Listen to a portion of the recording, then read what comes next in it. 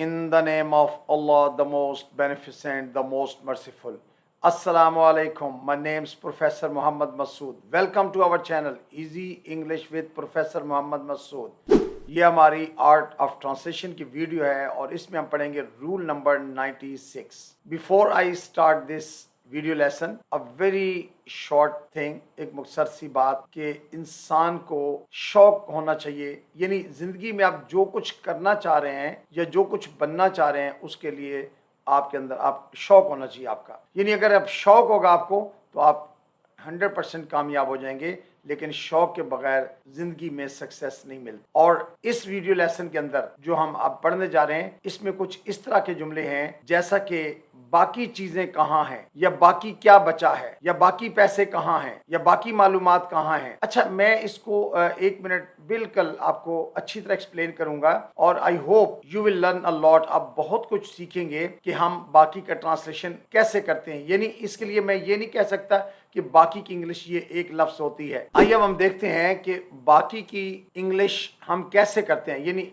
English में इसके लिए कौन कौन से अल्फाज इस्तेमाल होते हैं। मसलन बाकी क्या बचा है, व्हाट इज लेफ्ट। अब यहाँ लेफ्ट का माने है बाकी। अच्छा, इसी तरह अगर तफरीक में बाकी हो, यानी आप सब्ट्रैक्शन का सवाल हल कर रहे हैं, तो आप कहते हैं व्हाट इज द डिफरेंस, यानी बाकी क्या बचा है जी। या अगर लेन देन में कोई बात हो रही हो तो आप कहते हैं जी बाकी क्या है, तो व्हाट इज द बैलेंस, यानी रकम की लेन देन है तो वहाँ बैलेंस का लफ्ज यूज करेंगे बाकी के लिए। एक बच्चा तकसीम का सवाल कर रहा है तो आप उसे पूछते हैं बाकी क्या बचा, व्हाट्स द रिमाइंडर। तो रिमाइंडर के माने भी बाकी है, बैलेंस के माने भी बाकी है, डिफरेंस के माने भी बाकी है और लेफ्ट के माने भी बाकी हैं। इसके अलावा अक्सर हम कह देते हैं एडजेक्टिव के तौर पर कि रिमेनिंग अमाउंट, यानी बाकी जो रकम है, रिमेनिंग का लफ्ज भी यूज करते हैं। या where is the left over food, वो बाकी जो खाना है वो किधर है, लेफ्ट ओवर जो है वो भी हम बाकी के लिए यूज करते हैं। या where are the other boys, भाई बाकी लड़के कहाँ हैं, यानी अदर का लफ्ज भी बाकी के माना में यूज करते हैं। या वेयर इज अनस्पेंट मनी, भाई वो जो पैसे बाकी बचे हैं जिनको खर्च नहीं हुए, तो अनस्पेंट का माने भी बाकी होता है। आइए अब हम देखते हैं कि इस वीडियो लेसन के अंदर हम सिर्फ एक स्ट्रक्चर यूज करने जा रहे हैं। आइए पहले हम उसकी स्ट्रक्चर को देख लेते हैं। इस वीडियो लेसन के जो जुमले हैं उनकी स्ट्रक्चर कुछ इस तरह से है कि हमने वेयर के बाद बी इस्तेमाल करना है, और बी ऑलमोस्ट हम चूंकि बहुत ज़्यादा यूज़ होता है, मैं अक्सर बताता हूँ कि प्रेजेंट में हम इसके लिए इज़ लगाते हैं, पास्ट के लिए हम इसमें वाज लगाएंगे और फ्यूचर के लिए विल बी इस्तेमाल होता है। यानी ये प्रेजेंट, पास्ट, फ्यूचर तीनों टेंसेस के अंदर ये जुमला बोल सकते हैं। द रेस्ट ऑफ, और उसके बाद नाउन इस्तेमाल करेंगे। अच्छा, द रेस्ट ऑफ के बारे में आप ज़हन में रखें कि यानी ज़्यादा क्वांटिटी में से कुछ हिस्सा, यानी बाकी हिस्सा, या ज़्यादा मिकदार में से बाकी जो है उसके लिए हम द रेस्ट ऑफ का इस्तेमाल करते हैं।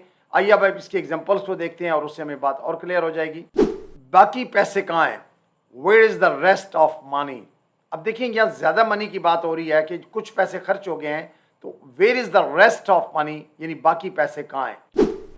इन द सेम वे बाकी खाना कहाँ है, यानी जो खाना खाया गया वो तो खत्म होगी ना बात, तो where is the rest of food, where is the rest of food. अच्छा, इस तरह अगर टेंस चेंज करना है, बाकी खाना कहाँ था, where was the rest of food, या बाकी खाना कहाँ होगा, where will the rest of food be. अच्छा, कीप इन माइंड कि जब आप फ्यूचर में यूज करेंगे तो बी जो है वो नाउन के बाद एंड में चला जाएगा, जैसा कि where will the rest of food be, यानी बाकी खाना कहाँ होगा। बाकी सामान कहाँ है, where is the rest of the stuff, या where is the rest of the luggage. Luggage और द स्टफ दोनों जो है ये सामान के लिए लफ्ज यूज होते हैं। Where is the rest of the stuff या where is the rest of the luggage. बाकी लोग कहाँ हैं, where are the rest of people, where are the rest of people. अच्छा, ये जो पीपल का नाउन है उसकी वजह से हमने आर यूज किया हुआ है। अगर सिंगुलर होता या हम इज लगा देते। अगर इसको पास्ट में ले जाएंगे कि बाकी लोग कहाँ थे, where were the rest of people, या बाकी लोग कहाँ होंगे, where will the rest of people be. तो कीप इन माइंड कि बी एंड में जाएगा, where will the rest of people be. बाकी टीम कहाँ है, यानी कुछ टीम का कुछ हिस्सा आ गया है, बड़ी टीम है उसमें से कुछ लोग आ गए, तो where is the rest of team, where is the rest of team. बाकी मालूमात कहाँ है, where is the rest of information. Information के बारे में ज़हन में रखें कि ये नॉन काउंट नाउन है, गिना नहीं जाता, इसलिए हमने इसको सिंगुलरी इस्तेमाल करते हैं। जैसे where is the rest of information, यानी हम उर्दू में बेशक ये कहा हुआ है बाकी मालूमात कहाँ हैं, तो इसी तरह अगर बाकी मालूमात कहाँ थी, where was the rest of information, और बाकी मालूमात कहाँ होंगी, where will the rest of information be, तो बी मैंने बता दिया फ्यूचर में एंड में जाता है। बाकी केक कहाँ हैं, where is the rest of the cake. अच्छा अब नोट कीजिए कि यहाँ केक से पहले हमने दा यूज किया। दा जो है किसी भी नाउन को ये डेफिनेट बना देता है, यानी आम केक की बात नहीं हो रही, वो केक जो हमारे घर में आया है और जो कुछ खाया गया है, तो where is the rest of the cake, यानी बाकी केक कहाँ है। बाकी फर्नीचर कहाँ है, where is the rest of the furniture, तो ये खास फर्नीचर है जिसकी हम बात कर रहे हैं, where is the rest of the furniture, तो फर्नीचर से पहले हमने दा लगा के उसको डेफिनेट बना लिया। बाकी कपड़े कहाँ हैं, where are the rest of the clothes, अगर पास्ट में ले जाना है where were the rest of the clothes, future में ले जाना है where will the rest of clothes be.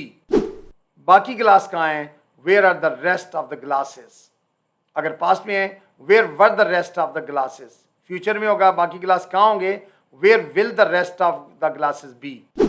बाकी टिकट कहाँ है, where are the rest of the tickets, where are the rest of the tickets. ये हमने जब भी किसी कॉमन नाउन से पहले, यानी अगर आप दा लगाते हो तो वो डेफिनेट नाउन बन जाता है, खास नाउन बन जाता है, इसलिए हमने दा इस्तेमाल की अच्छी। और अगर पास में ले जाना है तो where were the rest of the tickets या where will the rest of the tickets भी, यानी बाकी टिकट्स कहाँ होंगे। बाकी चीज़ें कहाँ हैं, where are the rest of the things, where are the rest of the things, past के लिए where were the rest of the things और फ्यूचर के लिए where will the rest of the things be. बाकी खिलौने कहाँ हैं, where are the rest of the toys, where are the rest of the toys. बाकी पिज़्ज़ा कहाँ है, यानी पिज़्ज़ा हर बंदा शौक से खाता है ना, तो where is the rest of pizza. बाकी दोस्त कहाँ हैं, where are the rest of friends, बाकी दोस्त कहाँ थे, where were the rest of friends. बाकी दोस्त कहाँ होंगे, where will the rest of friends be, तो बी एंड में जाएगा जी। So you must have noted in all these sentences हमने बाकी के लिए वेयर इज या वेयर आर का इस्तेमाल किया है, और पास्ट के लिए वेयर वाज या वेयर वर इस्तेमाल करेंगे, और फ्यूचर के लिए वेयर विल बी। लेकिन जब क्वेश्चन फ्यूचर में बनेगा तो वेयर विल के बाद बी जो है या नाउन के बाद एंड में चला जाएगा, जैसे where will the rest of friends be, कि बाकी दोस्त कहाँ होंगे। सो द रेस्ट ऑफ का मतलब यहाँ बाकी है, लेकिन मैं लेक्चर के शुरू में बता दिया था कि बाकी के लिए हम कौन कौन से कॉमनली इंग्लिश में लफ्ज़ यूज़ करते हैं, और भी यूज़ होते हैं, लेकिन जो कॉमनली है वो मैंने आपसे डिस्कस कर लिए हैं। I think that's enough for today.